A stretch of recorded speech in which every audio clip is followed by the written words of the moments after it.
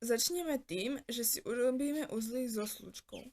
Vezmeme priadzu a omotáme ju krížom okolo ukazováka, tak, aby nám voľný koniec šiel po vrchu.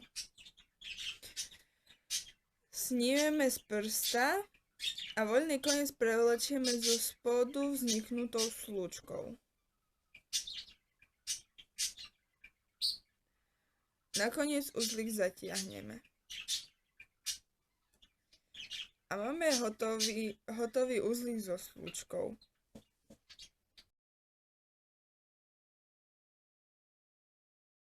Keďže už máme uzlík hotový, môžeme si do uška navliecť háčik. Jednoducho ho tam navlečieme a zatiahneme uško tak, aby bolo presne v šírke háčika.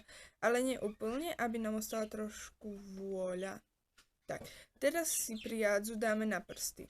Začíname tým, že ju dáme medzi malíček a prsteníček. Potom ideme dolu medzi prsteníček a ukazovák a znova hore po ukazováku. Tu nám už ide k háčiku.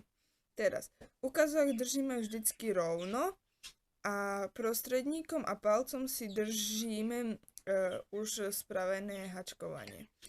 Tak, teraz môžeme začať s reťazkou. Háčikom ideme po spodu priadze, naberieme ju, otočíme dole a prevlečieme cez už vzniknuté uško. To opakujeme po takej dĺžke, ako chceme mať dlhú reťazku.